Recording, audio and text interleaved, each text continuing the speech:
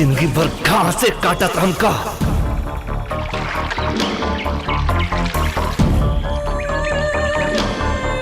भगवान ऐसा किस्मत बनैले बाड़ी, गांव में गुलामी करत रहनी, एतो ही गुलामी करे के पड़ा था।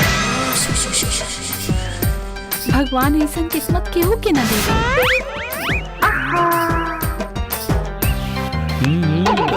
काहे मैनेजर साहेब शादीशुदा होके लाइन मारतनी?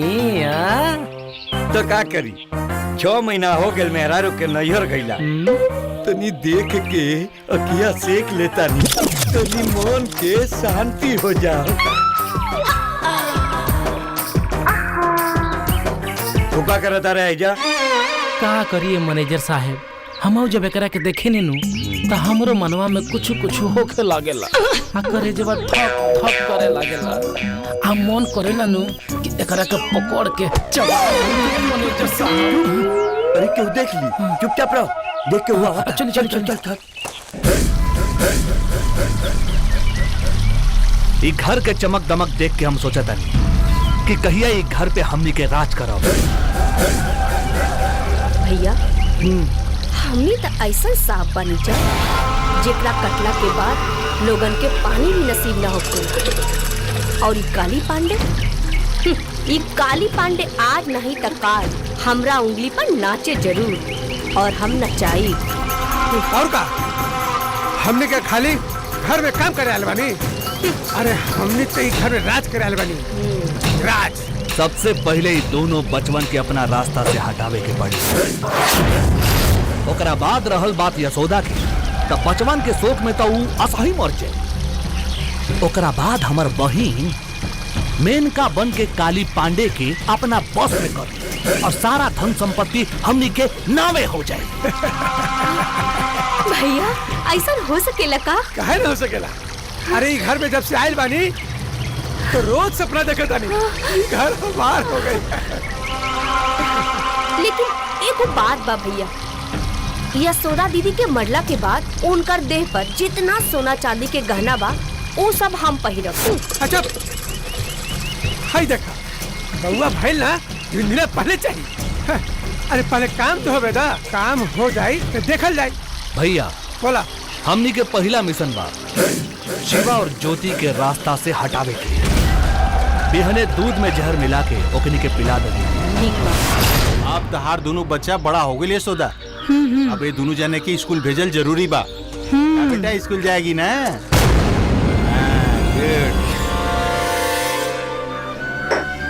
दीदी जाजी, अरे ज्योति के दूध पिला देता नहीं। जा मौसी से दूध पिला। दूध देख लियो सोदा, अरे तहार बहन कितना प्यार करता रही हमनी के बच्चा से। तहार बहन ही कहावत सत्य कर देली कि माई में या मौसी में कोनो अंतर ना हो।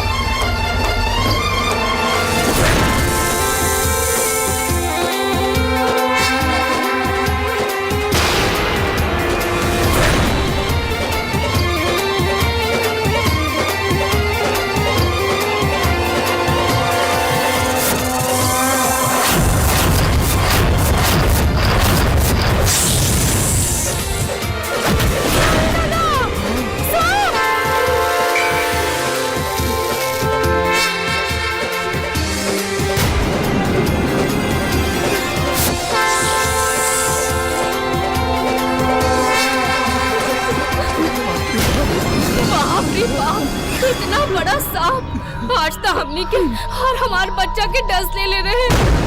कितना बार मना की कि दीदी सांप के दूध मत पियाई, देखनी कितना बड़ा अनर्थ हो जाता आज। ना आज से सांप के दूध पिलावल बंद। सांप तो सांपे न हो गया। ए जीजा कहावत सुनले बानी नु कि सांप के दूध पियाई तो एक ना एक दिन डस पे। हम तो चाहिए कि कोनो सपेरा के बोलवा के ई कुल सापन के ओकनिए के हवाले कर। अरे बाबा, ये नाग देवता हमनी के कुल देवता होंगे, जरूर कोनो ना कोनो बात ऐसे वहाँ के हमनी के दर्शन दिले। जे भी होके गलती सही भगवान हमनी के माफ करस। जय हो नाग देवता की, जय हो नाग देवता की, जय हो नाग देवता की।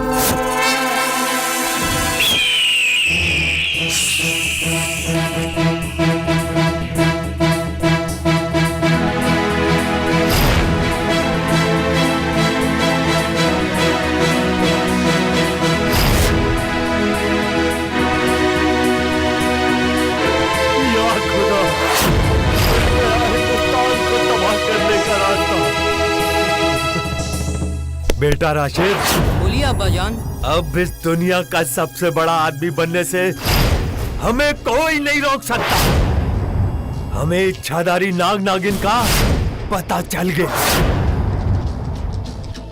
अब मैं हिंदुस्तान को बर्बाद कर दूंगा, तबाह कर दूंगा बेटा, तबाह कर दूंगा।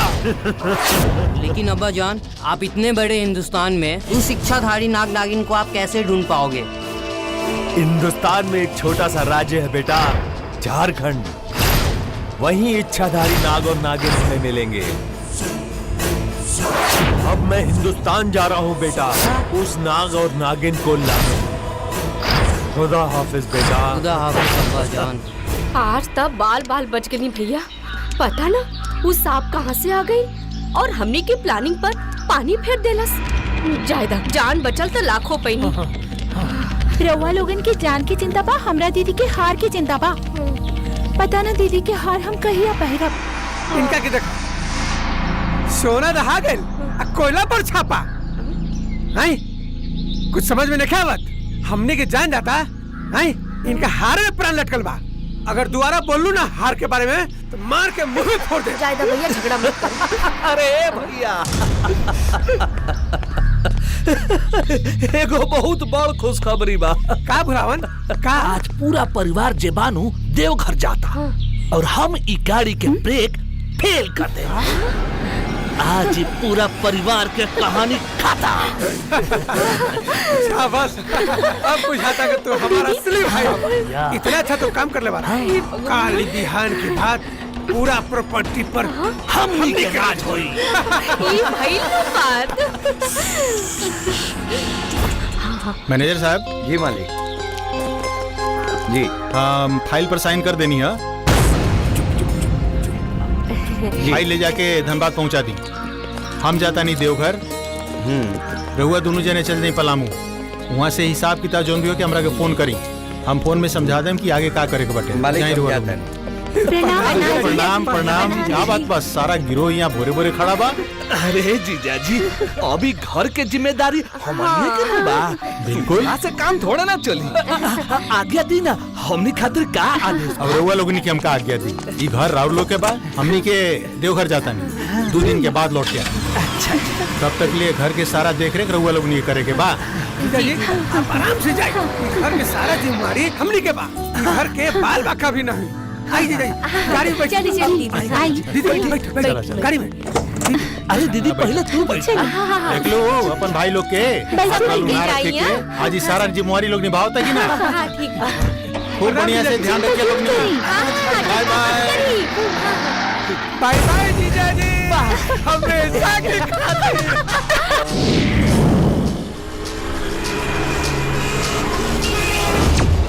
एक बात कान खोल के सुन ल जा। आजे से रोबे के प्रैक्टिस शुरू कर दे जा। ऐसे कि कल खबर मिलला के बाद जब छाती पीट पीट के चिल्ला चिल्ला के ओढ़निया के रोब जा तो दुनिया के ई लागे के चाहिए कि एकनी के मरला के बाद सबसे ज्यादा दुख हमनिए के भइल बा। तू लोग ई बात के बिल्कुल चिंता मत करिया। काहे कि ड्रामा करे में हम PhD कइले बानी। अब तो दीदी वो सोना के हार जल्दी से हमरा के पहने के मिल जाए। अरे काहे ना, चला चला चला चला चला। हाय देखा भिखारी के बेटी। चल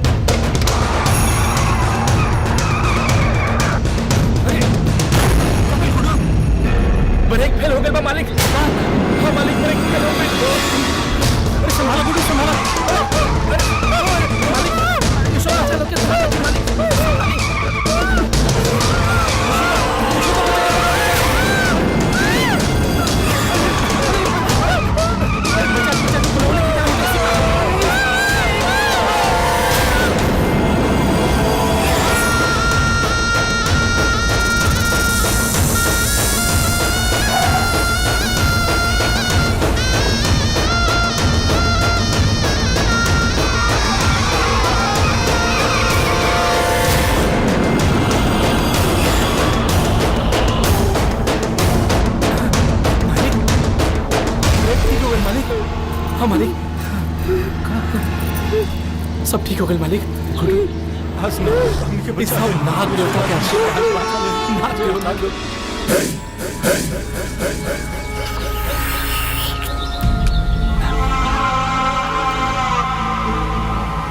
अरे भैया काहे परेशान होता रहा? अरे ऐसा काम कर देले बानी कि अगला 7 जन्म तक ओकनी की आत्मा है घर में ना भटकी। लेकिन भैया मरे के तो अभी तक कोनो खबरें नहीं खे आई।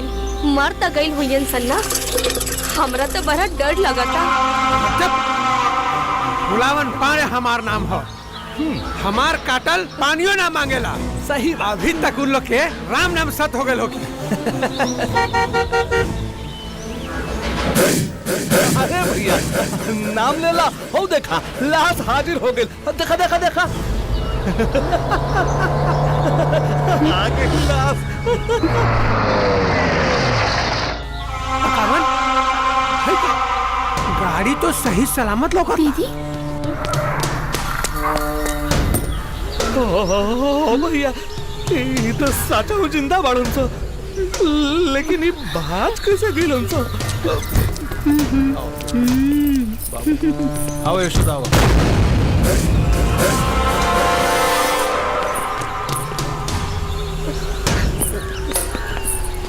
अरे ये तो हमरो नहीं के बुझात, कैसे जिंदा बच गए सब? हमारा तो जिंदगी में लगा था कि घासे काटे के लिखल बा। पकावन कैसे ब्रेक में फेल कर रहे रे?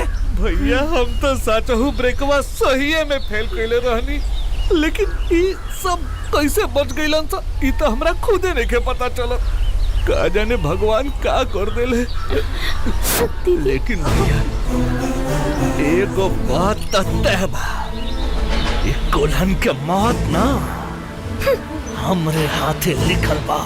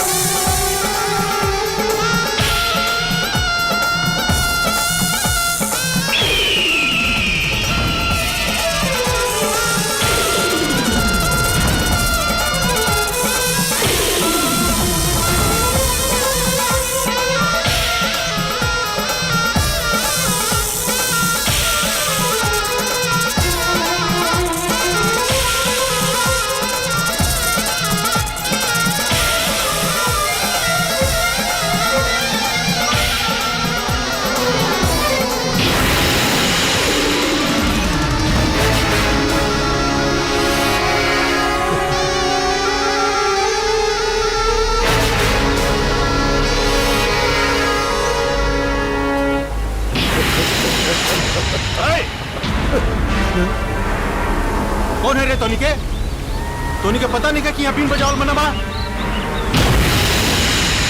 अरे तू हमरा कुल लोग पकड़ बड़े छोड़ ना तो खून पे जाम तोहर। अरे ये तेरे कुल देवता नहीं है, ये एक इच्छाधारी नाग और नागिन है। मैं इन्हें पाकिस्तान लेके जा रहा हूँ और इनसे ऐसी दवा तैयार करूंगा जिससे तुम्हारा हिंदुस्तान तबाह और बर्बाद हो जाए। पाकिस्तान तू जो नाग देवता के बीच से सारा हिंदुस्तान के तबाह करके सपना देखता रे। तनी सोच 125 करोड़ जनता के भीतर कितना ताकत होई। सारा हिंदुस्तानी तोरा देश के तरफ मुंह करके फूक दिनू तो तोर पाकिस्तान के दुनिया से नामो निशान मिट जाई। और जब तो तोर खून पी जाए। तुम्हें और तुम्हारे नाग देवता में अगर इतनी शक्ति है तो मुझे रोक के बता। मैं इन्हें पाकिस्तान लेके जा रहा हूँ।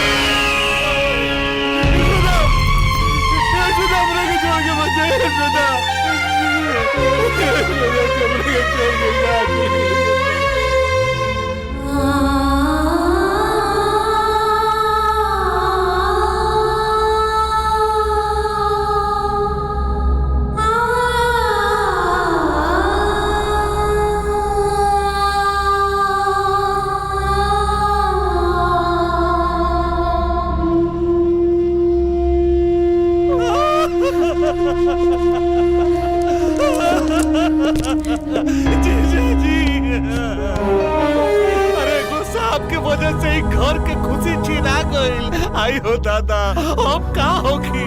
कितना समझौनी हम यशोदा दीदी के, लेकिन वो हमने के बात कहाँ बोली ना बोली। आई हो दादा, अभी का होगी?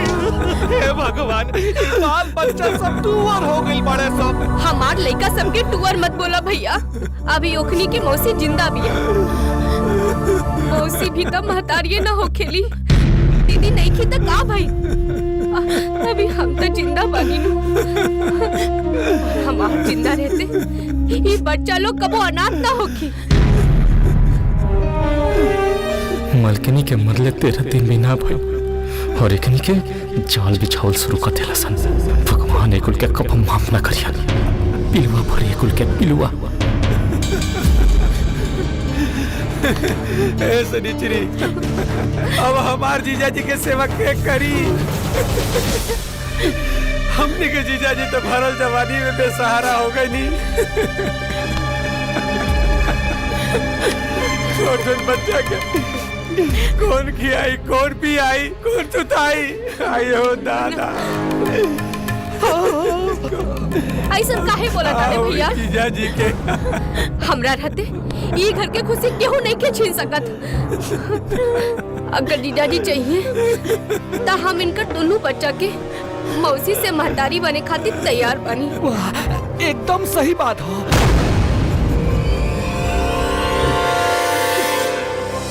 वाह, रवा जैसन त्यागी दुनिया में केहू ना होगी, केहू ना होगी। जीजा जी, रवा हमार दीदी से शादी करे खातिर तैयार हो जाई। चुप अभी जा लोग नहीं, चुपचाप यहाँ से जा लोग नहीं। जा चला दीदी, चला भैया, चलो अभी जीजा जी के ठीक नहीं खेला, बाद में हॉस्टल का पता नहीं बोलते। चलो चलो, हाँ चला लोग। हे नाग देवता, ई जालिम सबन से अब रउए ही घर के बचा सके नी, कृपा करिए। छोटे बच्चा के कौन खियाई, कौन पियाई, कौन सुताई? आयो दादा, ये घर के खुशी केहू नहीं के छीन सकत। अगर जीजा जी चाहिए तो हम इनका दोनों बच्चा के मौसी से महतारी बने खातिर तैयार बनी। एकदम सही बात हो। जीजा जी रउआ हमार दीदी से शादी करे खातिर तैयार हो जाई।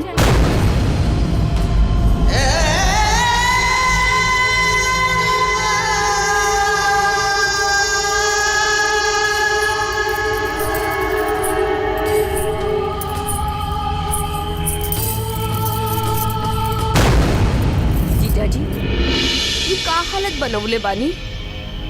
कब तलक दीदी के याद में ए तेरे तड़पत रहब? सनिचरी हाँ जीजा जी। पकावन ठीक कहा तारे, दोनों बच्चा के माई के जरूरत बा। हमने की चाहत कि हमार बच्चा सबके अनाथ के जिंदगी जिए के पड़े। का तू हमरा बच्चा सबके माई बने के तैयार बाड़ू? काहे न जीजा जी, हम राहुल और राहुल दोनों बच्चा के जिंदगी भर ख्याल रखब। इतना प्यार दे कि दीदी के याद कबो ना आई। तो जीजा जी काहे कहा तारू? आज से तू हमरा खातिर हमारी यशोदा बाड़ू। आज से तू हमार दोनों बच्चा के माई हो। सनिचरी मौसी और मतारी में कोनो अंतर ना होके। आज से हमार दोनों बच्चा के हमरा कभी यशोदा के कमी ना। हम तो ऐसा ख्याल रखब कि तोहार जिंदगी के नरक बना दे। अब ई घर के असली मालकिन हम हैं।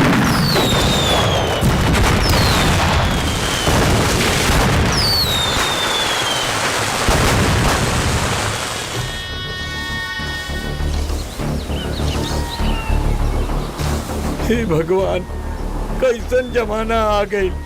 हम पहले स्टेट के मैनेजर रहनी, आज घास छिलता नहीं।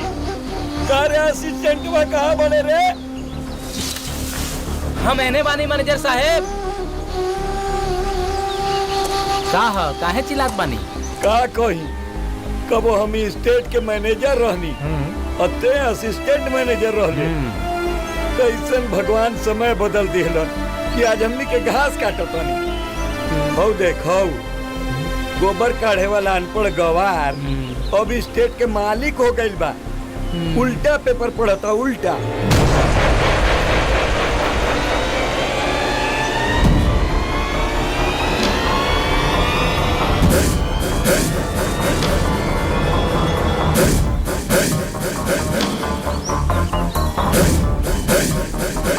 अरे मैनेजरा!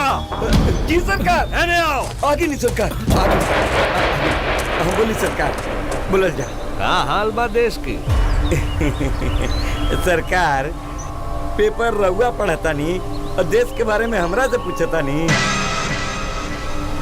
सरकार, पेपरवा उल्टा बा।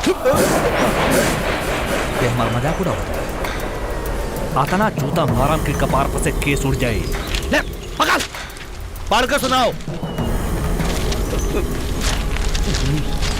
हाँ पढ़ी मैनेजर साहब, पढ़ के सुनाई सरकार के। सरकार खाली अंग्रेजी अखबार पढ़ी नेनू।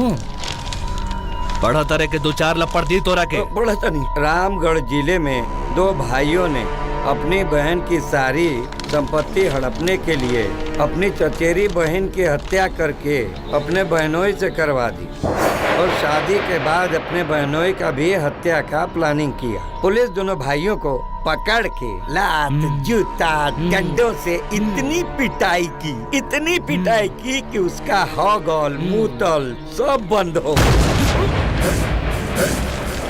हमने के खबर अखबार में कैसे छप गए?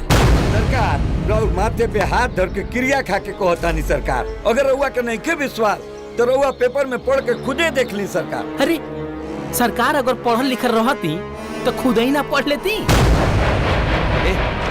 फाड़ के फेंक दसनी अखबार के। और ध्यान रहे, ये हवेली में कोनो अखबार ना आवे के चाहिए।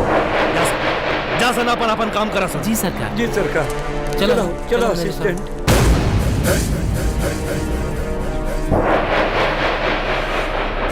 शिवा!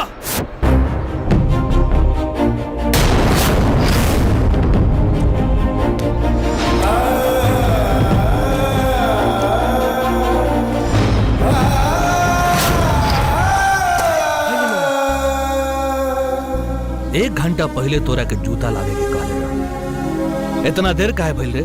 मामा बड़का मामा के साबुन लगा के नहावत रहनी हो। जबान लड़ावत रे? जबान लड़ावत रे हमरा से? बोल काहे देर भाई? अरे मामा बोल रे मामा, कसम से मामा हम नहावत रहनी हो। मामा मत मारा हमरा। झूठ बोलत रे के माफ कर दे मामा, छोड़ दे हमरा के। छोड़ दी तोरा के?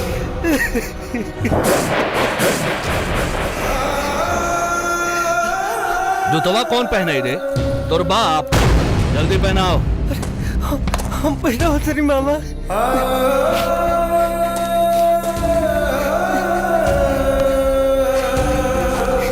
अरे बाप,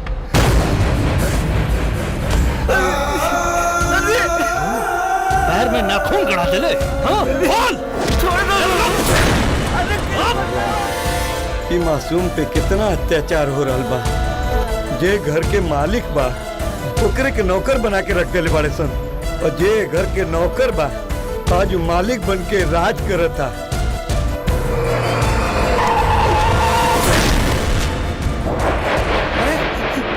मामा बड़का मामा हमरा के बचा लो। बड़का मामा, छोटका मामा हमरा के बहुत मारत रे मामा।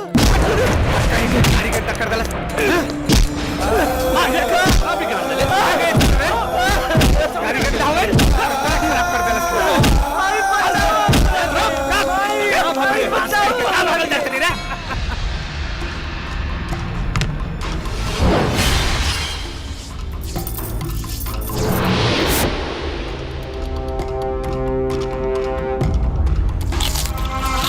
ए मालती, हाँ दीदी। तोरो देह पिराता त मालिश करवाला। ना दीदी, हम मेकअप करत बानी। ठीक बा, तनी जोर जोर से दबाओ। हाँ? 1.5 पसेरी खा लू आ मालिश करे में बाप मरता। हाँ?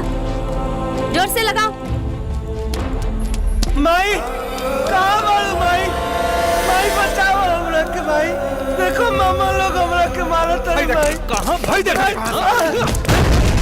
बाप रे बाप। अरे माई बचा लो माई।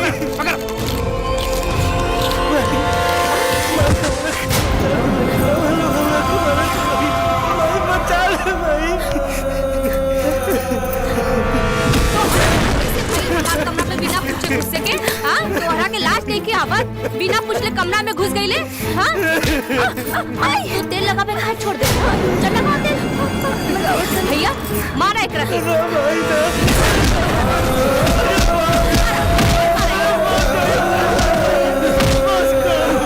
मारा भैया, जोर से मारा।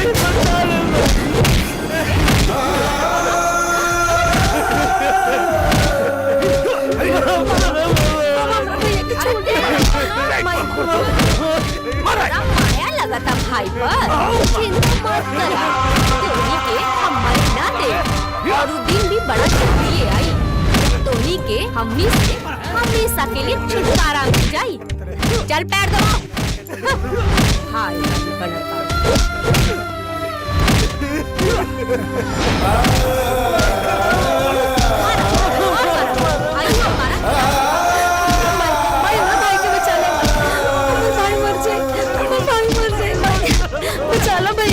बस रुक जा, आज ला काफी बा।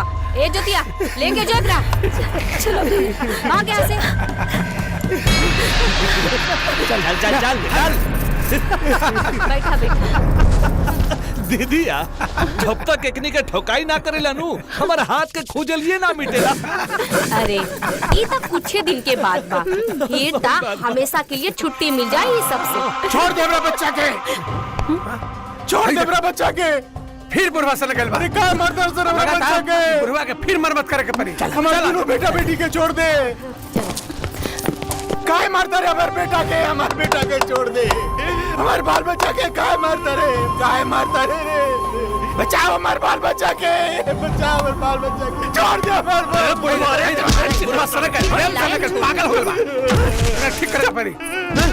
मुंह बंद, मुंह फोड़ दे। फोड़ दे मुंह तो मारे बस मुंह। क्या मरता रे हमारे बेटा बेटी के? पहले ही बताओ के कहले रहे तोहरा के बेटा के नाम पर वसीयत लिखे के? लेकिन अब चिंता करे के कौनो जरूरत नहीं है जीजा जी। वसीयत ट्रांसफर करे के तो लड़का की उम्र अब हो गई बा, बस कुछ ही दिन के बाद बा।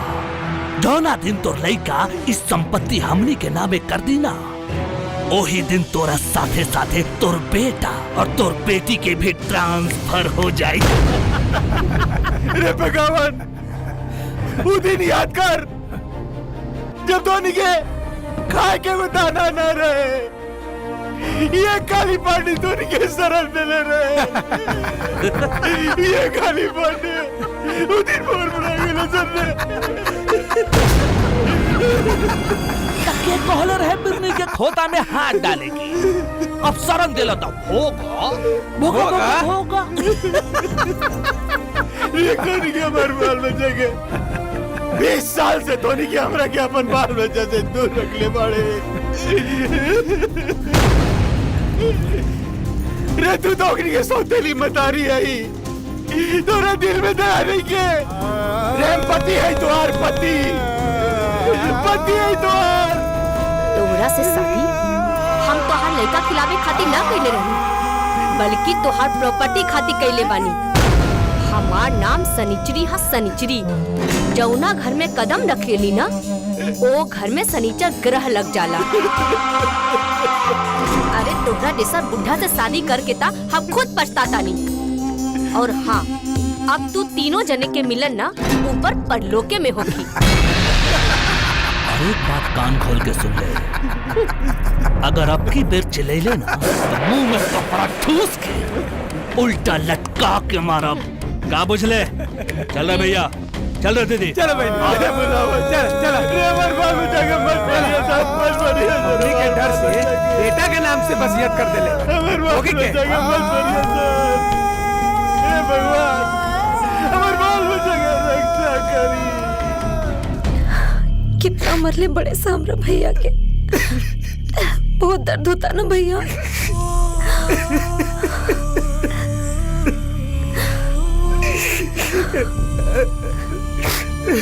मार खात खात पूरे देह पर ठेला पड़ गई बा ज्योति।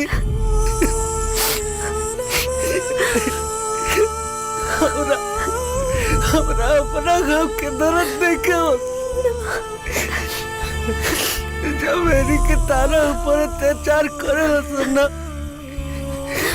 तो कसम से कलेजा फट जाला।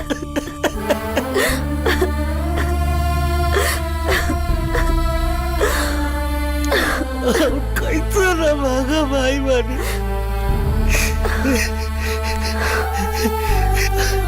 अपन बहिर के रक्षा भी नहीं कर पावत। रोआ मत भैया, रोआ मत। एक दिन भगवान हमने की भी जरूर सुनिए, जरूर सुनिए। सब सोच के नहीं सर, हम जाता नहीं तारा के कुछ खाए के लेके आ। ना भैया, तू मत जा।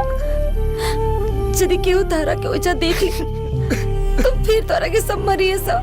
मत जा भैया, हम अपन आंसू पी के अपन पेट भर ले। मत, तू मत जा, तू मत जा। ओकरे के सूत के लिए समझौती भैया, हम तारा खातिर कुछ लेके आवत नहीं। ना भैया, हम अभी आवत नहीं। मत जा। तारा ला खाना हम लेके आवत नहीं ज्योति। 3 दिन से भूखे पड़ू तू। पेपर सब तैयार हो गल नो पकावन। अरे भैया, वकील से मिलके 1 हफ्ता पहले ही हम प्रॉपर्टी के सारा पेपर तैयार करवा ले रहनी।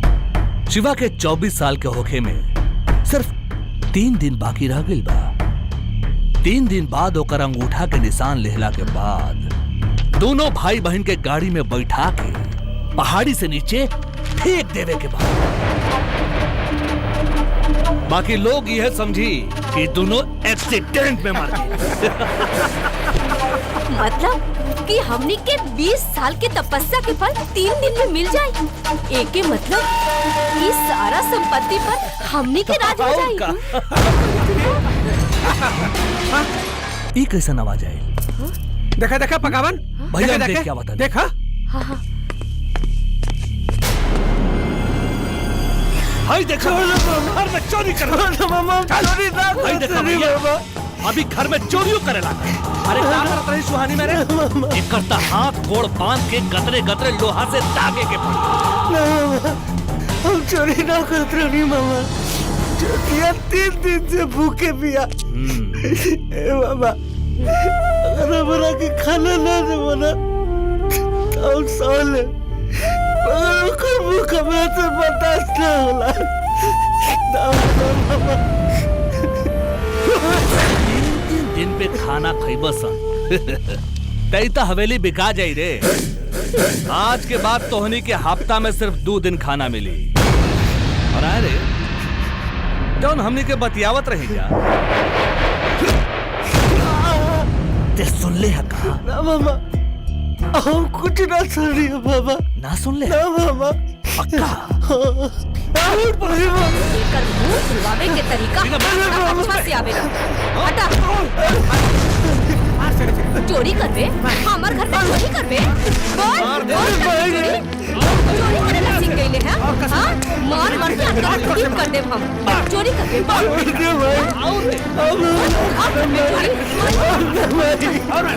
मैं तेरे बोल पे गया तनी मैं मुंह के चोर मैं कहां से आ गई है। चोर मन की चोर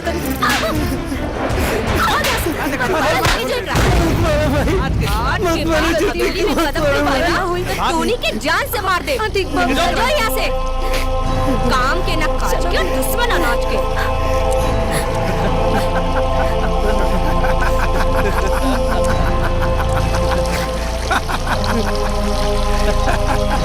सहारा मूड खराब करके रख दलन सन। चल दे चल चल बहुत तेज भूख लागल बा। मुर्गा भात बनल बा। भैया कले रलीना की मत जा, हमार भूख तेरा तकलीफ से ज्यादा नहीं के। छोटे सरकार इली दोनों आदमी खाना खा लिया जा। तू हमरा के छोटे सरकार काहे कहला?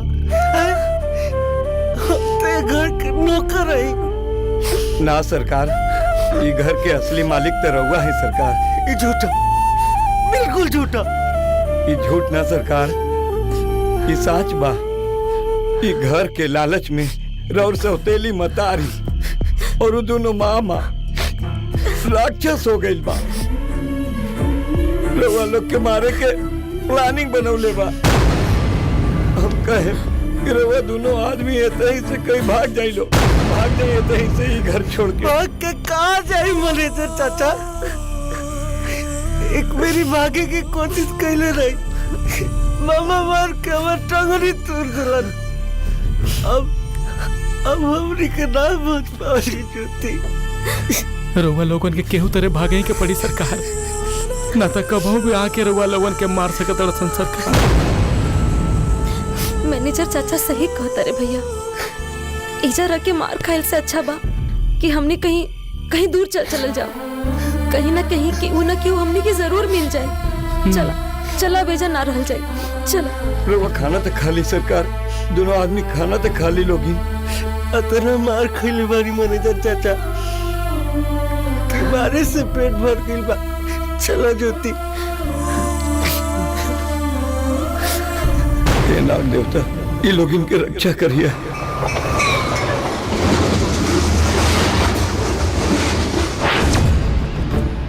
अरे मैनेजरा। जी सरकार।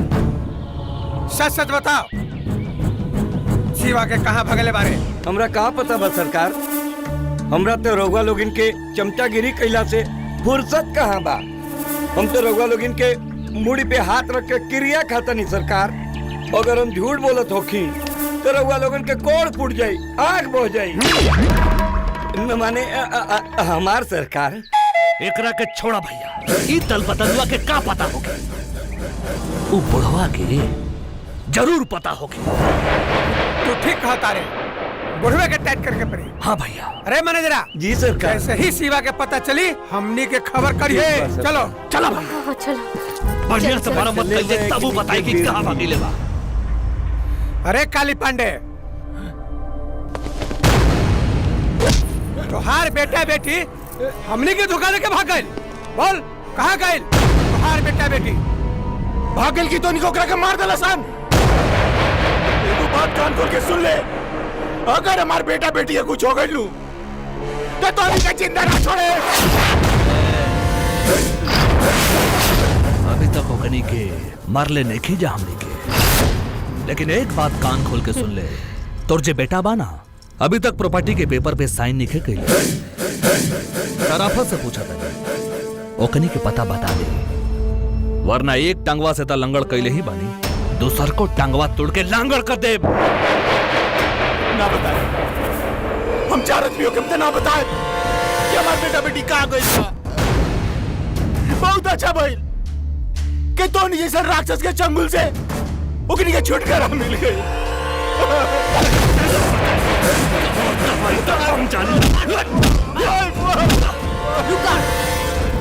एकरा मरला से कोनो फायदा नहीं खे। पहले वो दोनों भाई बहन के ढूंढल जरूरी बा, एकरा से तो बाद में निपटल जाई।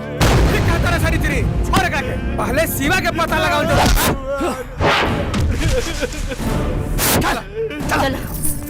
चल हमनी से बच के दोनों भाई बहन कहाँ जाए?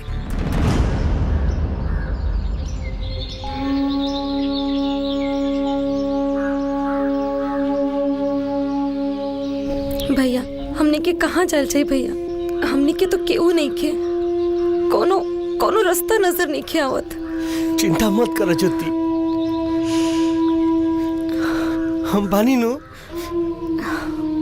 नाग देवता जरूर कोनो न कोनो रास्ता दिखाई है। भरोसा रखा ज्योति, सब ठीक हो जाए।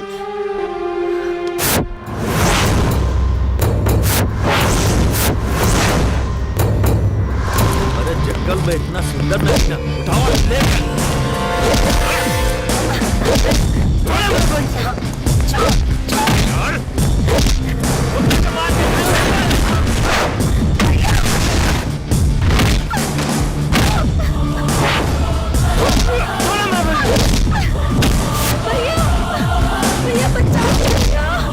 ज्योति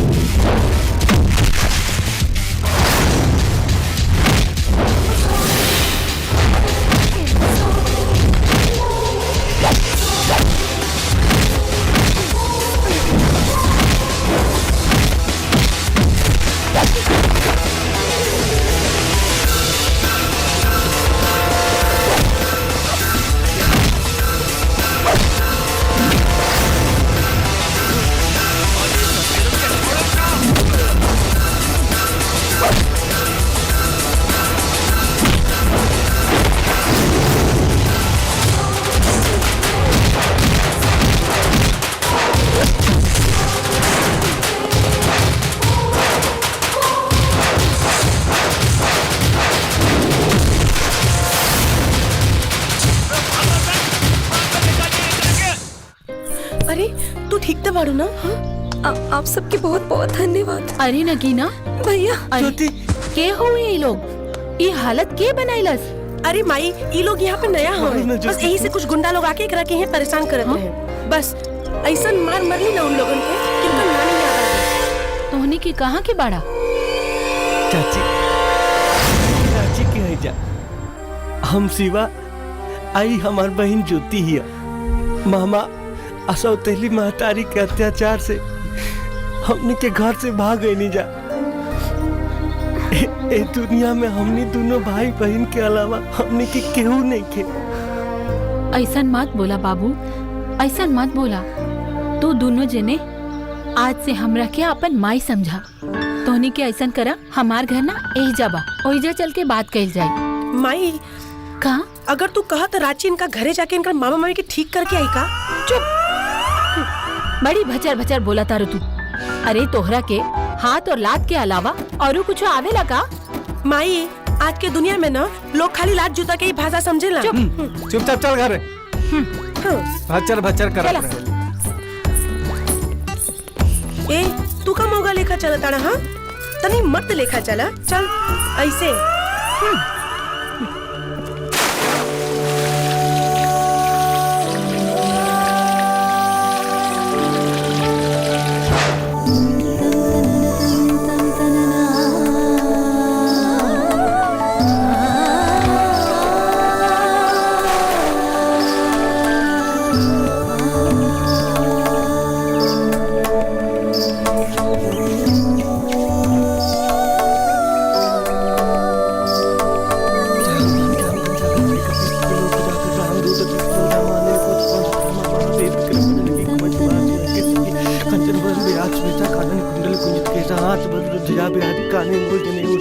अरे अरे तनी बढ़िया से लगाओ जूती।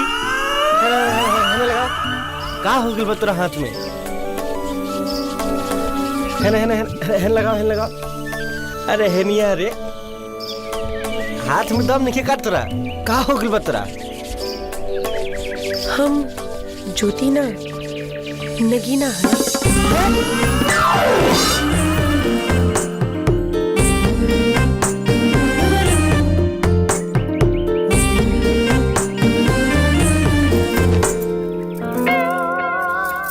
हमार कपड़ा दो। बिना कपड़ा के तो तू बड़ा सुंदर लागत है। हमार कपड़ा दो, हमरा लाज लगता। कैसन मरद बाड़ा? हाँ, एगो लड़की से लजाता रहा। हम तोहरा के कपड़ा पहरा देता नहीं।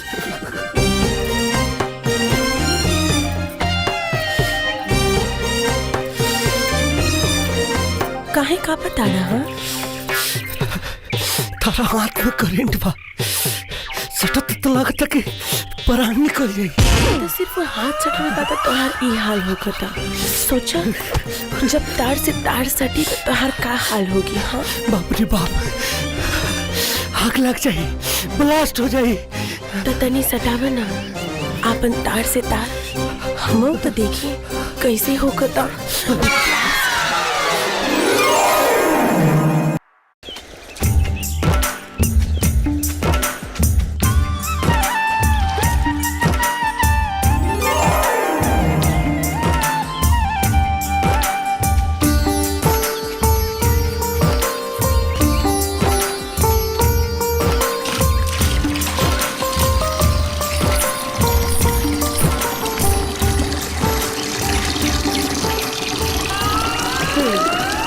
भैया तनी हमरो के पानी पिया दे। आओ।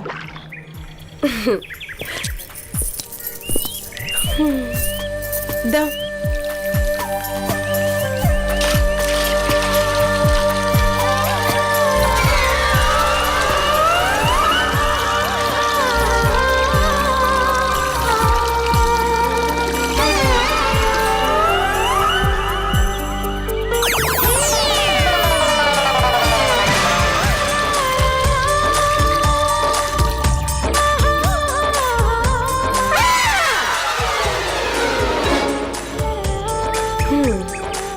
भैया हाँ?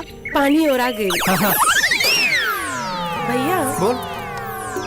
जब से ज्योति घर में आयल बिया देखा तानी कि तोहर काम में मन नहीं खेलागत। कहता माई से बात चलाई का? बोला बहू, मार का मुंह तोड़ दे। कुछ भी कहा भैया, भौजी बड़ी नीमन बिया। रुक रुक रुक, मार का तारा एकदम सॉलिड। रुक रुक, अरे अरे अरे ढेर बोल ना तो माई से कह दे। कहले तो मार का ताटान तोड़ना। सुन ले नगिनवा, माई से कुछ कहले तो सही ना होई। पता तो ना चलल सरकार, लेकिन एगो मौका और दी, जिंदा या मुर्दा रहुआ कदमों में लाके हम डाल दे। मुर्दा ना रे कुत्ता, जिंदा जिंदा चाहिए हमरा, जिंदा। ठीक बात सरकार, ओकरा हम जिंदा लेके आई। चला सरे, गाड़ी निकाला सन। इतना आदमी से काम न चली पागल भाई, सरकार और आदमी के लेके जाए का? जितना आदमी चाहिए उतना आदमी लेके जाओ, लेकिन ओकरा के हमार नजर के सामने लेके आओ। जा जल्दी। चलो जल्दी, चलो चला सन, चलो।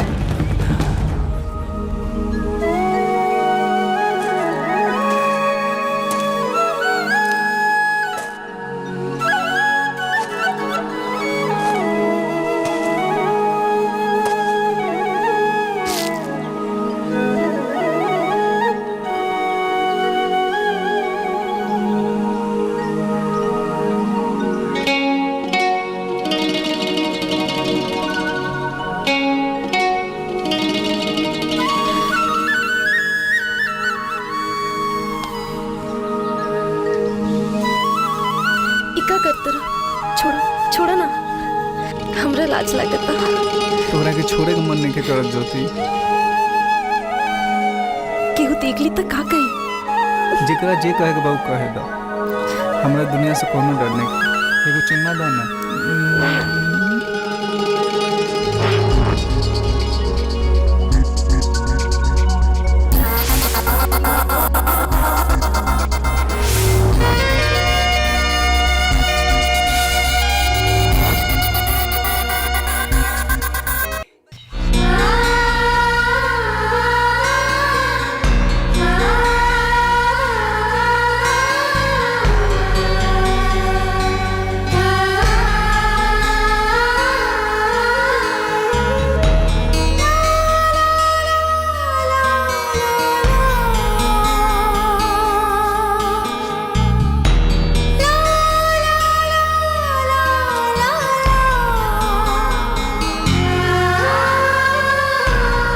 शिवा, चाची, हमें तोहरा से एगो बात करे के बा। अरे माई, बोली ना चाची। बेटा, तोहार तो कोनो गार्जियन नहीं खे। अरे चाची, ऐसन काहे कहत रही? हमनी सबके गार्जियन तो तू ही न बाड़ू। त एगो बात कही? हाँ, कह ना। मन बानू? हाँ चाची, बोला। त ठीक बा, हम तोहनी चारों के बियाह करे के चाहता नहीं। का विचार बा? का माई? नेकी और पूछ पूछ। हाँ? का जी, रउआ के ये रिश्ता मंजूर बानू? का हो, तोहार का विचार बा?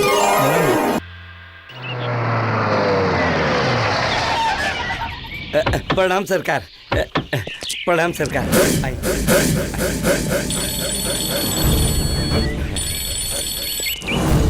हाँ जी सरकार, शिवा के पता चल गई। कहा भैया, शिवा के पता चल गई? तो टेंशन दूर हो गई। पूछ पूछ, कहाँ बारे? कहाँ बा शिवा? ये डाल्टनगंज में बा, एगो बंजारन के घर में। जानकी देवी नाम है ओकर, ओकरे घर में रहेला। शिवा ज्योति का बियाह होके जाता है। बियाह ना, ओकनी के श्राद्ध करब हम, श्राद्ध। 10-12 आदमी जितना हो सके लेके जाओ और ओकनी के पकड़ के नजर के सामने लेके आओ हमारा। ठीक है सरकार। याद रहे, जे भी ओकरा बचावे खातिर आई ना, ओकरा के जिंदा काट दी है।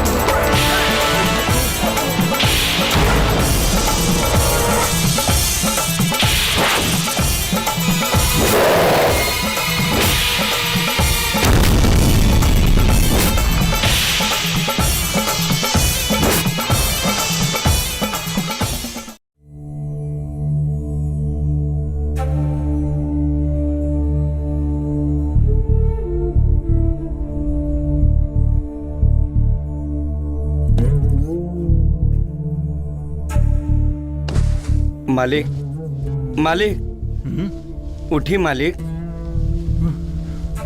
का बात हुआ मैनेजर साहब? खाना खा लिया जाओ मालिक। ना मैनेजर साहब, हमरा भूख नहीं के। बड़े मालिक एक बड़ा खुशी के बात बा। छोटे सरकार अज्योति दोनों जने जिंदा बा लोग। ये तू का कहता है मैनेजर साहब? ठीक कहता नहीं। हमार बेटा बेटी जिंदा बा? तू कहीं मजाक से नहीं उड़ावत? ना सरकार, हम कसम खा के कहता नहीं, हम मजाक अपने से नहीं करत। वो दोनों जन जिंदा बा लोग। हमार बेटा बेटी जिंदा बा, हमार बेटा बेटी जिंदा बा। हम तेरे के हाथ जोड़ता नहीं मैनेजर साहब। हमरा बेटा बेटी से हमरा के एक बार मिलवा था, हमरा के मिलवा था। हाथ जोड़ता नहीं तेरा सामने मैनेजर साहब। ठीक बा बड़े मालिक, जब समय आ जाई ठीक समय पे वो दोनों जने से हम रउआ के मिलवा दे। सरकार हम जाता नहीं, ना तो वो दोनों हमरा के मरिए सन। रउआ खाना खा ले मालिक, हमार क्रिया। अरे मैनेजर आवता नहीं। हमार बेटा बेटी जिंदा बा, जिंदा बा हमार बेटा बेटी। यशोदा तुम्हार बेटा बेटी जिंदा बा, जिंदा बा तुम्हार बेटा बेटी। जय हो नाग देवता की बेटा बेटी जिंदा बा।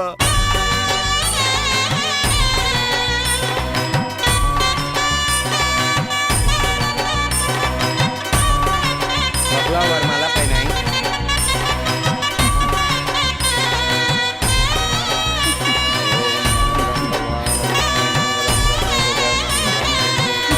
मंगलाय तनो हरि सर्व मंगल मांगल्ये शिवे सर्वार्थ साधिके शरण्ये त्र्यंबके गौरी नारायणी नमोस्तुते। प्रणाम महाकाय निर्विघ्नं कुरु मे देव।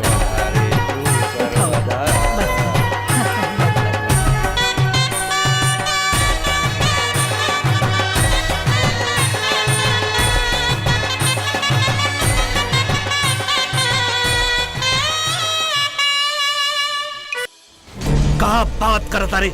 एगो सांप हमनी के सारा आदमी के मुंह आदलस, ई कैसे हो सकेला? भैया वो कोनो साधारण सांप नहीं बुझा। हाँ भैया, हमरा तो बुझाता कि 20 साल पहले जौन सांप वो बच्चा लोगन के जिंदगी बचौले थे ना, हो ना हो ई उहे सांप होखे। हाँ मलकिनी, वो सांप ई लोग के कुल देवता हमें। हमरा तो लागता कि वो सांप रउआ लोगन के कहीं काम तमाम न कर देवे। हमरा तो सांपे से बहुते डर लागेला। भैया कोनो तांत्रिक मांत्रिक होके तो बुलाई, जान बा तो जहान बा। तांत्रिक के पता हमरा लगे बा सरकार, कहीं तो हम बताएं। बोल बोल जल्दी बोल। सरकार एगो बाबा 20 साल से समंदर किनारे तपस्या करत बड़े। उनका के देखते सांप बिल्ली में घुस जाला। कहीं तो रउआ लोग के लेके चली हम। पकावन हमरा विचार से ओकरा लगल चल जाओ। चलो आवा।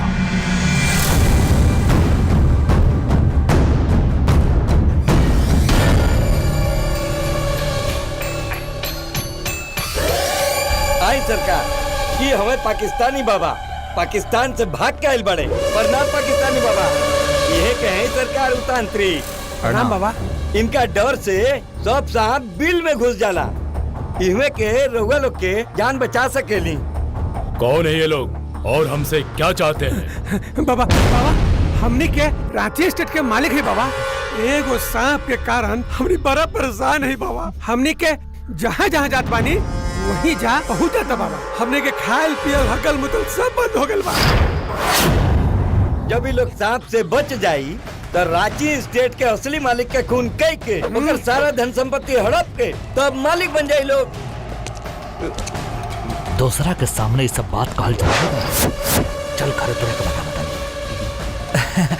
बाबा अरे वो नाग नागिन से हमनी के बचा लिए बाबा। अरे वो नाग नागिन हमनी के जियल दुश्वार कइले बाड़न सो। एक बार ओकनी से हमनी के जिंदगी बचा ली। फिर रउआ जितना कहब उतना पैसा रउआ के देवे खातिर तैयार बानी। बाबा कबो जीभ निकाल के डरवावता तो कबो मुंह से आग निकाल के हमनी के डरवा रहल बा। ए बाबा बस एक बार उस सांप से मुक्ति दिलवा दी बाबा। ऐसा कौन सा सांप है जिससे तुम लोग परेशान हो? मैं उस सांप को देखना चाहता हूँ। हाँ बाबा चली ना हमने के साथ दिखा देता नहीं। चली गाल्टनगंज बाबा। चली चली चली चली चली चलो। वो साथ गाल्टनगंज में मिली बाबा। इतना मेहनत करला के बाद बस इतना ही कमाई भइल।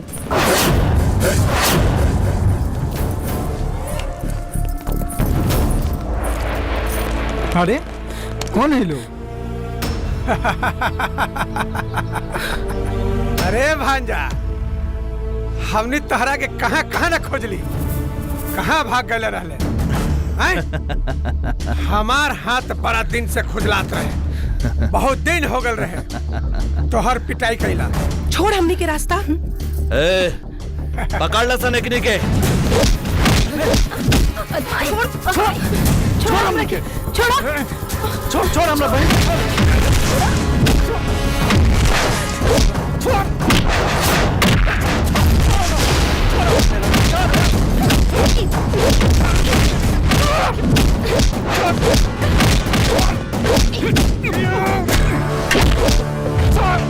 छोड़ हमरा भाई को।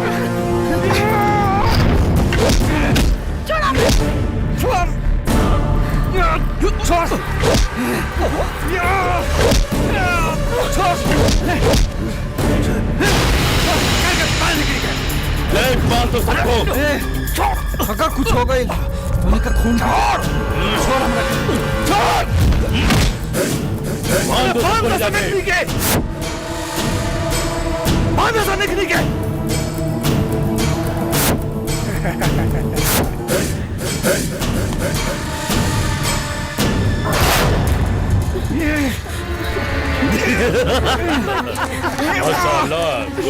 अरे भगीना यह तो बड़ा सुंदर लड़की है। रे कुत्ता, हमारा बहन के अगर देह में छू दे ना तो तोनी की जिंदा धरती में गाड़ दे। ये हमने का दमाद बतावा नहीं तोहरा के। छोड़ दे मामा। और जहाँ कबा हो जा उठा लगा खाते तैयार बनी मामा। वाह वाह वाह, पहला बेर हमार भगिना बड़ा अकलमंदी के बात कइले बा। अरे भैया, अरे लगवावे एकरा संग उठा कागज पे। अभी लगवा लगावा। इवा लगा भगना, ये लगा भगना। वाह वाह। अरे भैया, अब हमनी के करोड़पति हो गई नहीं जा। करोड़पति ना भाई, अरे पति हो गई भैया। बुझाता अपने छोटे सरकार के एकनी के मार दिया सर। अब एकनी के का कहिल जाओ? एकनी के कौन छिड़क के आग लगा दो जाओ। वो नाग और नागिन कहाँ है? अरे एकनी के डर के मर जाए और नागो नागिन के खोज के निकाल दे हम जा। पेट्रोल छिड़का सन। कारे मैनेजर है। वो डर के मरे के बाकी चले के भाई। ना सरकार, हम तो रोवे पार्टी के बनी। चली चल चल चल। हे नाग देवता, ये लोग के रक्षा करो।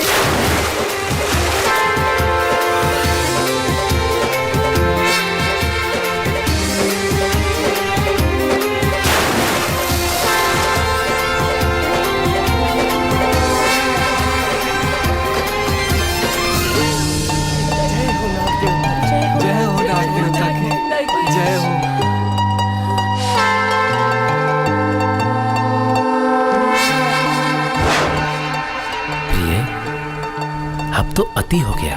हम हम दोनों को अपना कर्तव्य निभाना पड़ेगा। जिसकी वजह से हमारी जान बची है, उसका बदला हमें लेना पड़ेगा। हाँ नागेश, इन पापियों के पाप का घड़ा भर चुका है, इसलिए इनका अंत करना जरूरी है।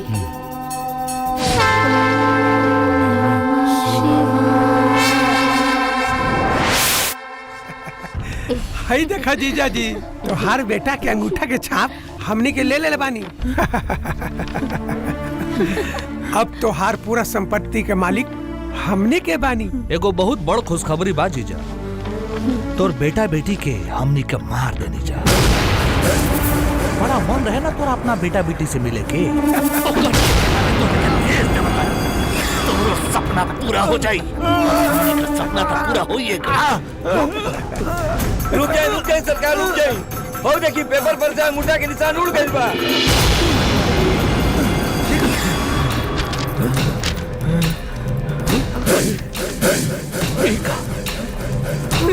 ये तो सच हूँ, अंगूठा के निशान मिट गइल बा। आई हो दादा, ये कैसे मिट गई? पकावन, तू पक्का निशान ले रहला ना? अरे हम सच हूँ अंगूठा के निशान ले रहनी। ए भैया, हमनी के तो फिर से भिखारी के भिखारियां हो गई हो। अब का होई? अरे भैया, हाथ पे हाथ धरे का समय नहीं खे। हम तो कहता नहीं कि हमारी बात मानो। गाड़ी निकाला, चला डाल्टनगंज। शिवा के बचावल बहुत जरूरी बा। 20 साल के तपस्या पे पानी फिर चाहिए। हाँ ठीक है दादा। देखिए सरकार, अभी तक ले तो लोग जल के मर गई होगी, फिर अंगूठा केकरा से लगवाई? कम से कम होकर हाथ तो मिल जाए, ना तो हमने के बर्बाद हो जाए। बहस मत करी, जल्दी चली, ना तो फिर से झाड़ू पोछा करेगी पड़ी। अरे भैया, पहला पेपर चला, जल्दी गाड़ी चालू करा। शिवा का अंगूठा के निशान लेवल बहुत जरूरी है।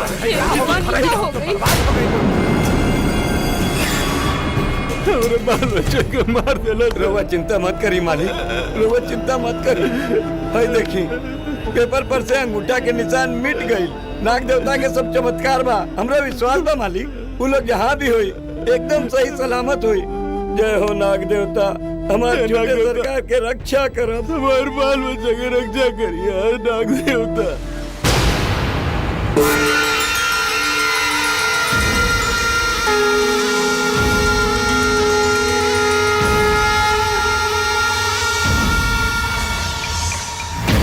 शिवा मारा जाए तो आप चला चला अब बैठे जल्दी गाड़ी में जल्दी बैठो। मामा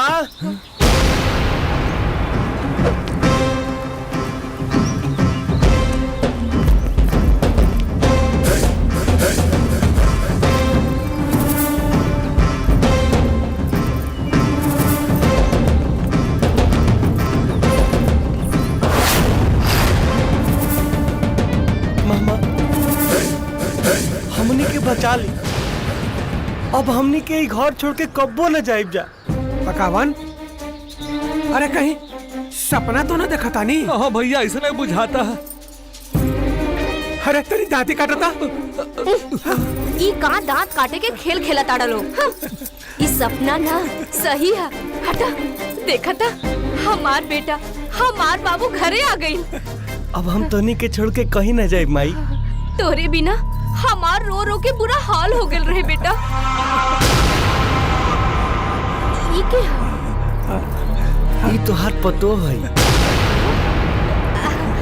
कितना सुंदर पिया हमार पुतो। दोनों मामा हमरा के बहुत मरले हैं, बहुत दुखाता। बहुत दुखाता? ये दोनों के हाथ में तो कोट फुट जाई। हमार बेटा के कितना बेरहमी से पिटलस हा। ये दोनों ना अगर अगली बार तोहरा के बेरहमी से पिटलस ना तो तू हमरा के बताइया, ये दोनों के हाथ पैर तोड़ दे। अरे भगीना, माफ करता भगीना, हाथ जोड़ता नहीं, क्रिया खा के कहता नहीं। आज के बाद कबो तोरा पे हाथ ना उठाई। हाँ भगीना। ए भैया तने ए भगना, हमरा के माफ कर दे भगना। अब तोरा पर कहियो ना हाथ उठाई। ले भगना, ये कागज पर जल्दी से अंगूठा लगा दे। अरे आता ना जल्दी का बा मामा, आ गइल बानी जानो। खाना उना खइला के बाद ए माई हमरा बहुत जोर भूख लागल बा, खाना उना ना खीबू। हाँ हाँ बेटा, पहले खाना वाना खाला, फिर अंगूठा लगा दिया। चला तू चला बहू, चला चला चलो भगना, खाना वाना खा लिया। हे भगवान, राउर लीला परम्पार घर के चिराग के बचा ले। जय हो नाग देवता, जय हो नाग देवता।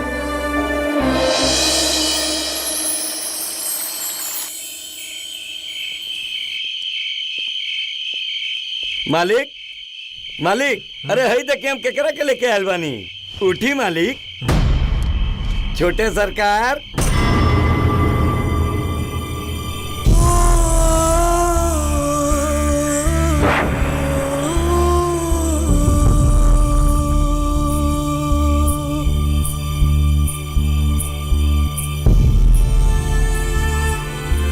ये लोग क्या है मैनेजर साहब? राउर बेटा बेटा छोटे सरकार। भई राउर पतो बड़ी नगीना का हमार बेटा शिवा जी। तू कहाँ चल गिरला हमरा के छोड़ के बाबू? कहाँ चल गिरला हमरा के छोड़ के?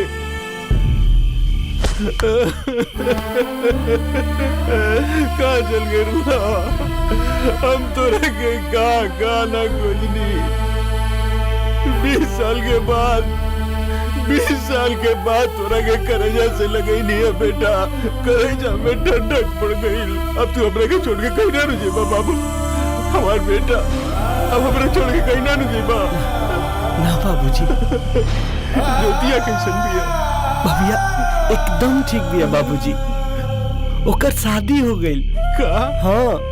और बहुत जल्दी रुआ से मिले खातिर आई। अच्छा। रोई मत बाबूजी।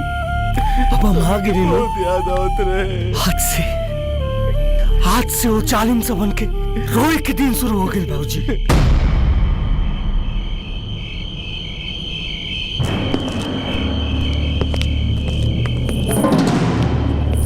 कहाँ मर गए? कहाँ चल गए लोग?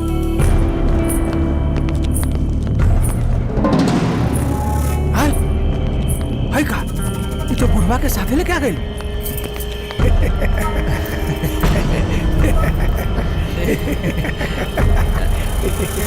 बेटा ये तो हर बाबूजी बाड़न। हमार बाबूजी से मुलाकात भइल। देखा ना घरे में घुसे रहेलन। कितना कहली कि बाहर भीतर आई जाई, पर हमार बतिये ना माने ले। कितना बार जीजा जी के कहिला जाके बाहर निकलल करा, घूमल फिरल करा, लेकिन ये हमने के बतिये ना माने लंता। चुप। इस सब झूठ बोलता रहा। ये तार मतारी नहीं के डाइन 20 साल से ही तोरा से हमरा के दूर रख ले बड़ा सर। 20 साल ले ये घर में बंद करके जानवर लेके हमरा के रख ले बड़ा सर बेटा। देखने की बात पर भरोसा मत करिए बेटा। चलो हम ये कहीं दूर चले जाइए, ना तो तोरा के मार दिया सन बेटा। फिर हमरा से तोरा के छीन लिया सन बेटा। रहुआ हमरा के मिल गई ना। अब हमरा कुछ न चाहिए। सारा धन संपत्ति इ लोग के देके हमनी के कहीं दूर चले के।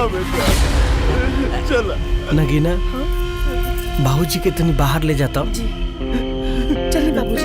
सुना बेटा, चाय दी बाबूजी। चली के डाइट है वो जल्दी आओ बेटा। बेटा आओ बैठा, खाना खाला। भूख लागल होई ना, हम परोसा तानी। ना माई। मामा ले आओ पेपर। हम अंगूठा लगावे खातिर तैयार हैं। दादा जल्दी हेला भगना, ला भगना, यही जे अंगूठा लगावे के बा। भैया स्टैम्प दा।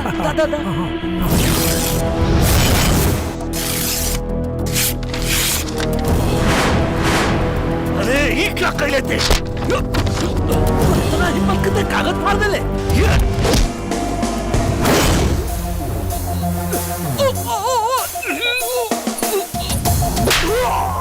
तोरा इतना हिम्मत कि तू हमरा भाई पे हाथ उठेला।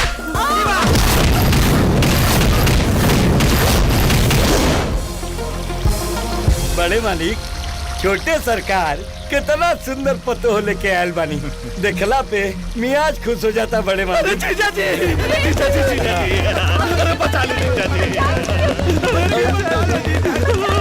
जीजा जी, हमरा के बचा ला जीजा जी, हमरा के बचा ला। अरे उसी में हमरा के बहुत मारा था जीजा जी। अरे बचा ला जीजा जी, हमार जान बचा। तो मारो हमने के बहुत मारा था। समझाई ना। अच्छा ले लो।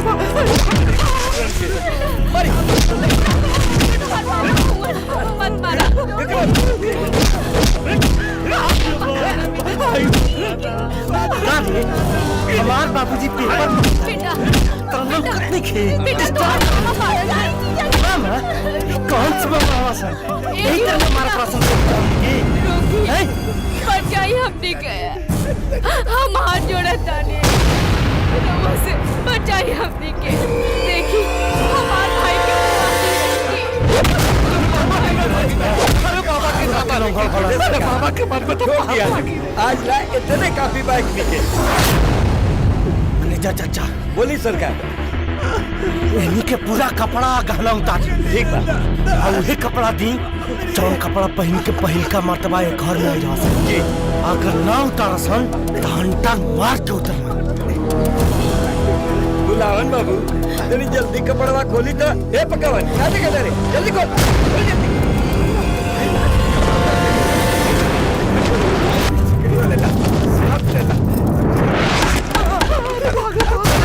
मार के ये लाओ भैया जल्दी जान बचा मेरे दादा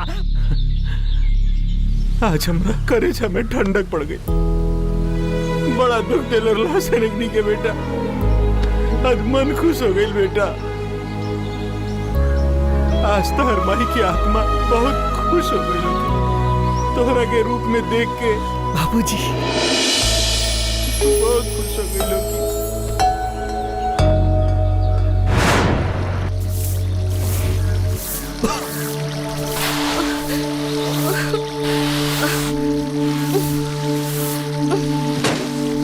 भैया आज पता चलो कि समय कैसे बदल जाला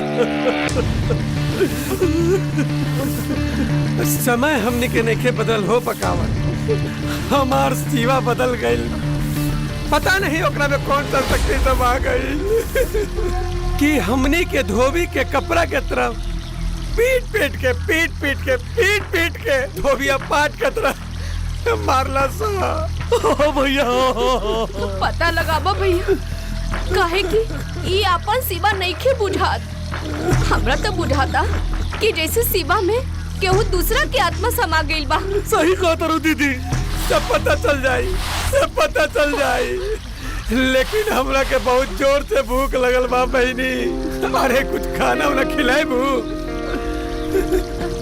चलो हम खाना खिलावत नहीं हाँ जल्दी चला अरे माई कहाँ जाता रू तोहार मामा के भूख लागल बा बेटा उनकरे खाना खिलावे ले जाता नहीं आता ना जल्दी खाना खइबू तो हमार तो पूरा महले बिका जाई हफ्ता में सिर्फ 2 दिन खाना मिली चलो काम करो मैनेजर चाचा ये छोटे सरकार एक कनी के 3 दिन पर खाना दी हो जी सरकार आज शाम के काम खत्म भइला के बाद एकनी के सूते के व्यवस्था सर्वेंट रूम में कर दी हो आ सुनल अगर इस महल में कदम रखे की कोशिश कैला तो टंगिया तूर दे ना तो हमरा के नौकर के घर में नींद ना आई भगना ना आई जब हमनी के एक घर के असली मालिक होके 20 साल तक वो कमरा में सुतनी जाए तब तोहनी के तब पैदाइशी भिखारी हो सब तोहनी के नींद ना आई चल भाग यहाँ से सुतला से पहले ना आके हमार देह दबा दे बिना देह दबाइले हमरा की नींद ना आवेला आ जाइए हाँ ए जी सुनी ना हमरा के बाजारे ले चली ना तनी हमरा ला नया कपड़ा कीन दी हाँ काहे ना आखिर तू ये स्टेट की मालकिन हो चला कीन देता नहीं सासू माँ राती के आ जाइए बिना तेल लगवाइले हमरा की नींद ना आवेला एकरा के कहल जाला शेर पर सवा शेर का रे भुलावन पाड़े का कहत रहले हमनी के मैनेजर आज के बाद से हमनी के मैनेजर साहब कहबसन का कहबसन मैनेजर साहब हाँ ना तो कुछ और ही कह देला लोगिन तो मार के मुंहे फोड़ दे टोनियो के बदल गए जेने देखले खीर ओने गले फिर अरे अमनियो के फिर समय आई घबरा सन मत आई समय आई अरे ये तो संसार के नियम बा जेकर पार्टी मजबूत होला ओकरा में ज्वाइन कर लियल जाला पहले तोहनी के पार्टी मजबूत रहे तो तोहनी के संग रहनी आज हमरा मालिक के पार्टी मजबूत बा तो अपन मालिक के संगे बानी चल जल्दी काम कर जल्दी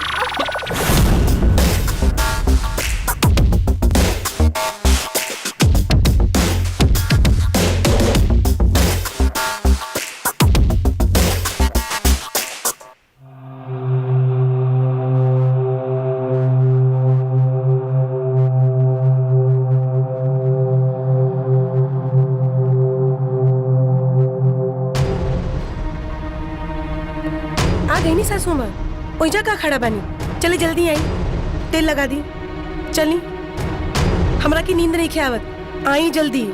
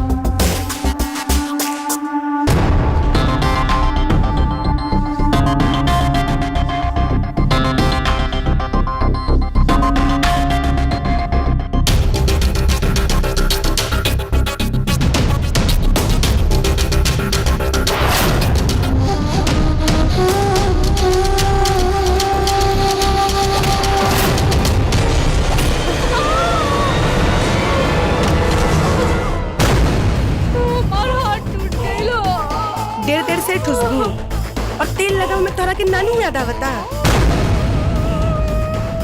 चल भागी जैसे, चल भाग। और हाँ, बिहाने जल्दी आ जाइए, वरना मार मार के टांग तोड़ दे। चल भाग।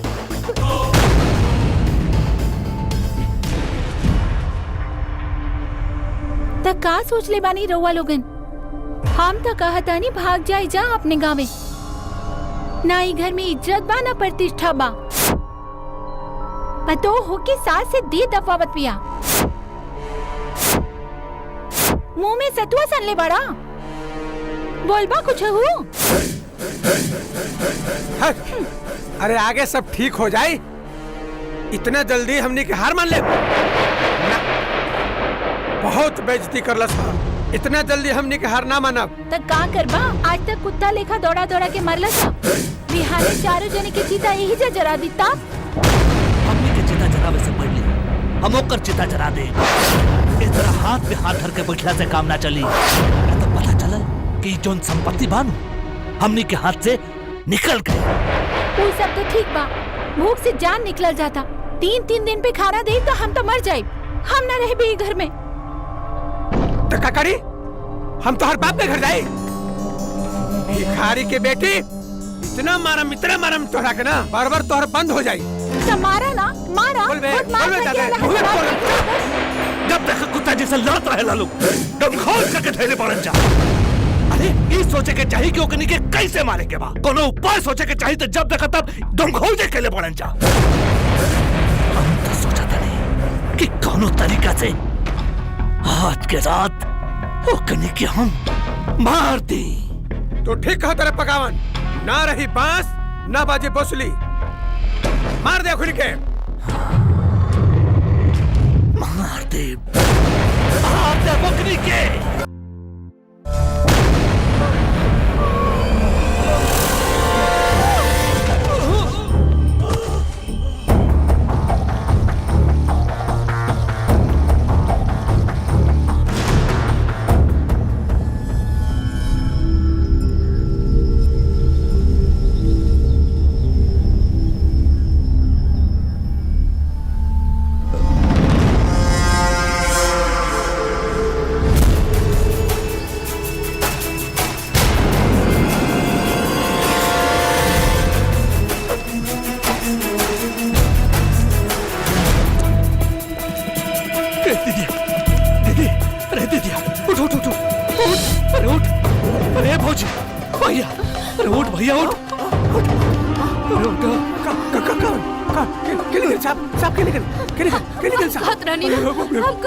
कि हमार सिवा नहीं खे, लेकिन धोनी हमार बात के विश्वास न कइला।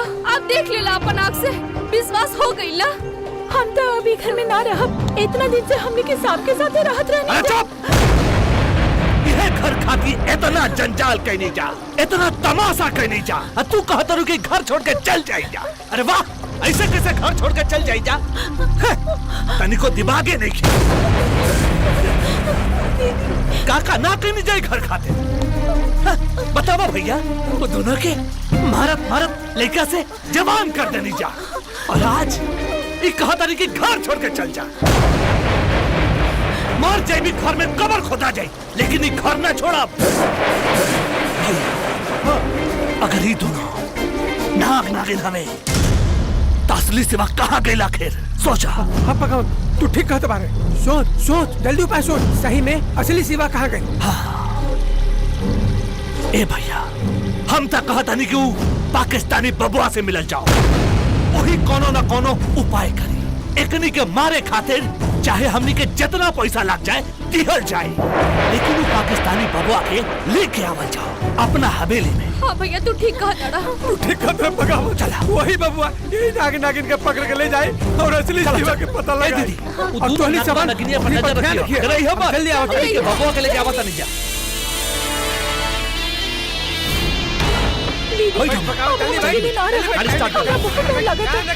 मत करो, हमने क्या बता नहीं। काम कहीं जाओ तो दोनों नफा नगनिया सुतल होगी। चलो माटी के तेल डाल के दोनों के जला के मार देहल जाए, सारा पहाड़ी खत्म हो जाए।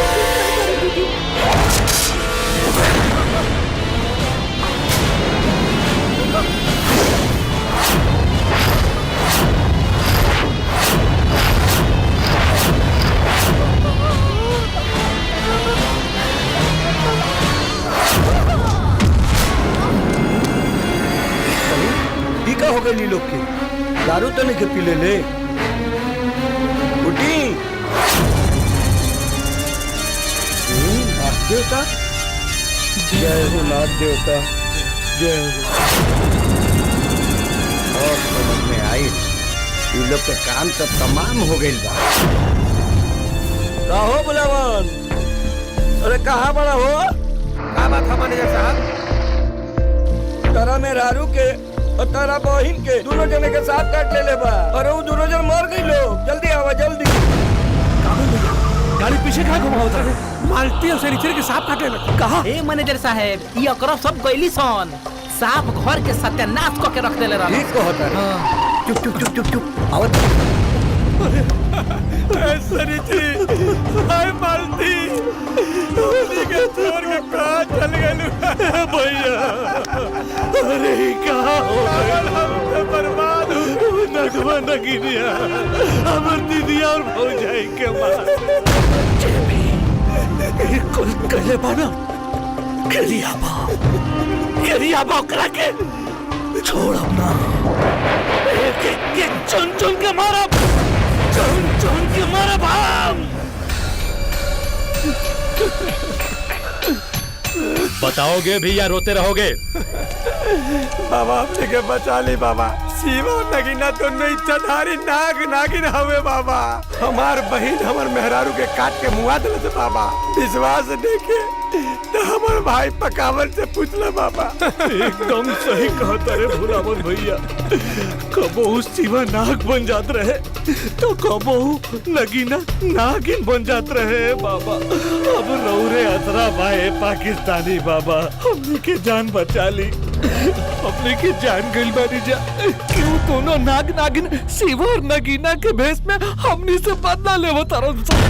ए बाबा वो हमर भौजाई और हमर बहिन के काट के मुआ देला से बाबा। अब हमरा डर बा कहीं वो हमनियो दोनों के काट के मत मुआ दो सब। आसरा बाहे बाबा। हमने के बचा लिया बाबा, बचा ली बाबा। अब चिंता नहीं करना है। इसी नाग और नागिन के कारण मेरे अब्बा का इंतकाल हुआ था और मैं 20 सालों से इस नाग और नागिन के कारण रूप बदल बदल के भटक रहा हूँ। अब मेरा सपना पूरा होगा इंशाअल्लाह।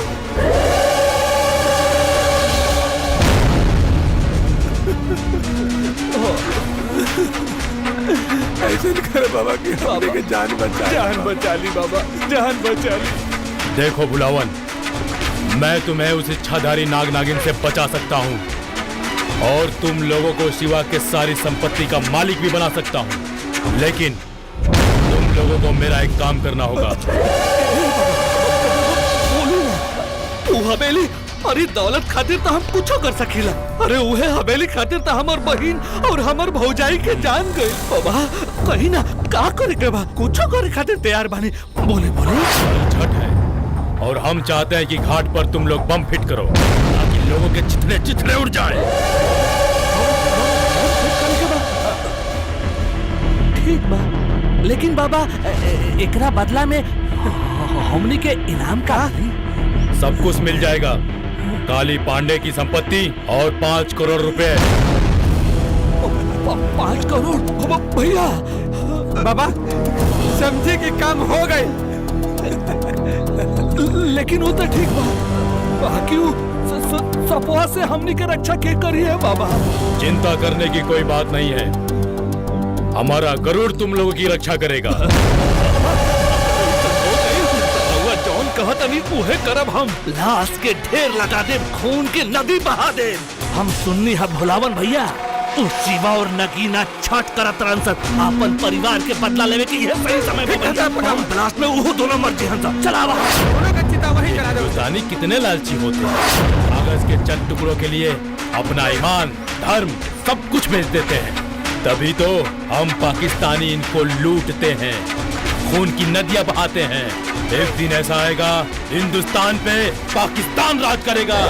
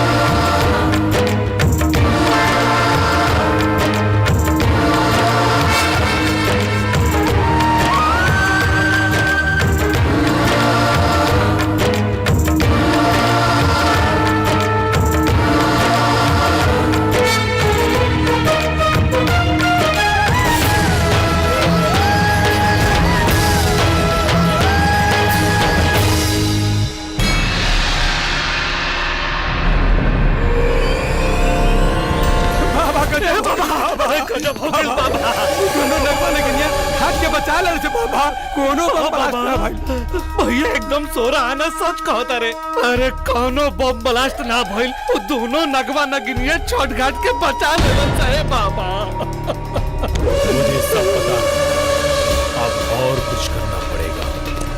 बाबा बाबा गजब हो गई बाबा, चिवो नगीना दोनों जिंदा बा, हम अपन आँख से देख के आवता नहीं। ये तो अच्छी खबर है, तुम सब जाओ और उन सबको उठाकर अपने अड्डे पर लेकर आओ, और हाँ काली पांडे को भी लेके आना। अरे देख लिया जाए, शिवा नगीना देख ली। अब मैं इन इच्छाधारी नाग और नागिन को अपने अड्डे पर आने के लिए मजबूर कर दूंगा।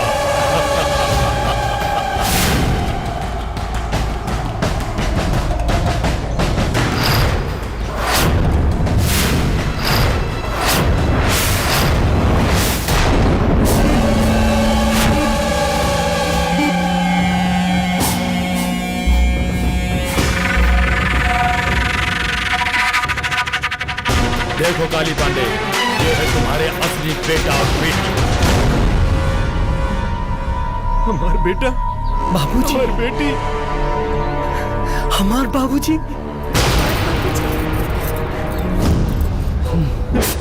छोड़ अब रखे। देखो शिवा, तुम्हारा बाप अभी जिंदा है, लेकिन 5 मिनट में इसका इंतकाल हो जाएगा। अगर अपने बाप को जिंदा रखना चाहते हो तो बुलाओ इस इच्छाधारी नाग और नागिन को। मैं एक ऐसे सांप से टसवाने जा रहा हूँ जिसके विष से वही तुम्हारे बाप को बचा सकता है। तुम्हारे पास सिर्फ 5 मिनट का वक्त है।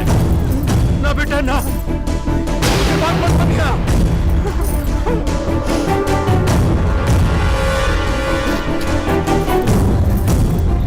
छोड़ दे हमारे बाबूजी के कमी ना।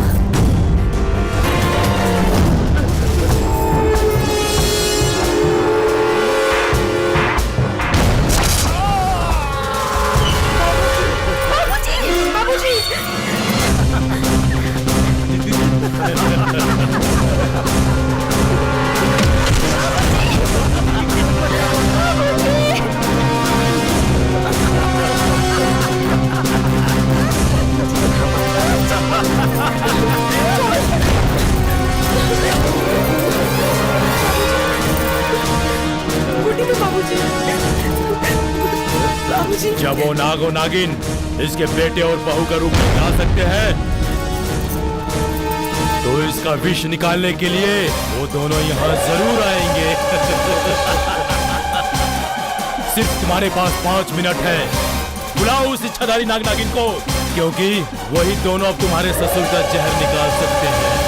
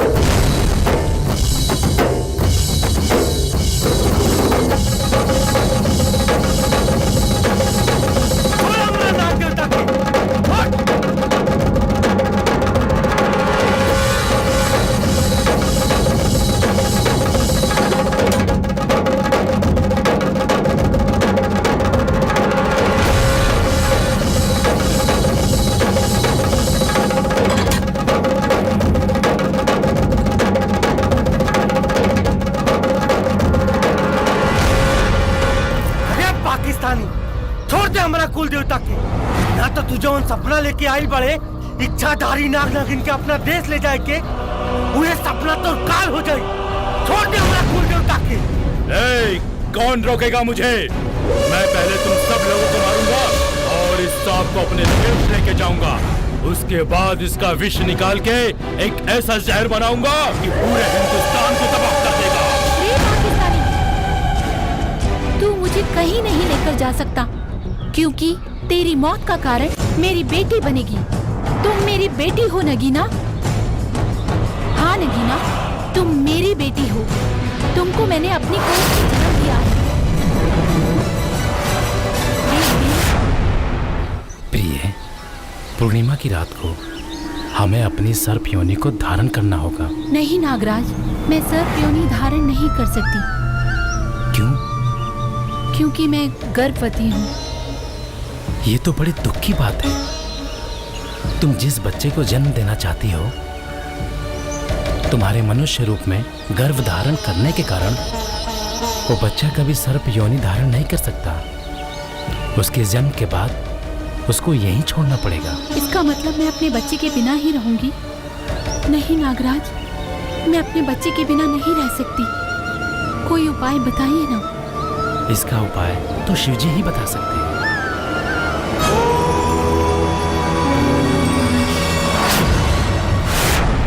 तुम्हें जन्म देने के बाद मैंने तुम्हें भगवान शिव के मंदिर में छोड़ दिया, जहाँ से तुम्हें जानकी अपने घर ले गई। हाँ बेटी, तुम हमारी बेटी हो। तुम अपनी शक्ति दिखाओ और इस पाकिस्तानी की घमंड को चकनाचूर कर दो, ताकि कोई भी पाकिस्तानी हमारे हिंदुस्तान की तरफ सर उठा के भी ना देख सके। जितनी शक्ति मुझ में है, उतनी शक्ति तुम में भी है। तुम अपनी शक्ति दिखाओ और इस पापी का सर्वनाश करो। इस पापी की शक्ति इस गरुड़ में है। सबसे पहले इस गरुड़ का वध करो। तुम 3 बार मेरे साथ भगवान शिव का नाम लो। ओम नमः शिवाय। ओम नमः शिवाय। ओम नमः शिवाय।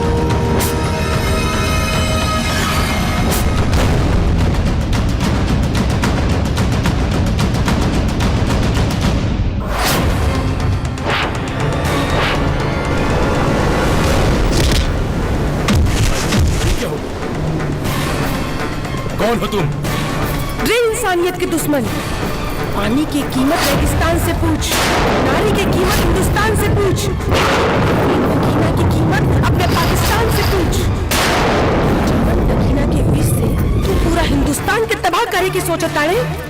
आज उहे नगीना तोहर काल बन के तोहरा सामने खड़ा दिया। बुला अपन पाकिस्तानी आतंकवादियन के। उन सब आतंकवादियन के खातिर ई नगीना ही काफी बिया। और आज जवन रास्ता से तोहरा महतारी तोहरा के इस धरती पे जन्म दिए दिया ना, आज अगर उहे रास्ता से तोहरा के ओकर पेट में ना घुसेड़ दिए नी, तो हमार नाम नगीना ना। जय शिव शंकर।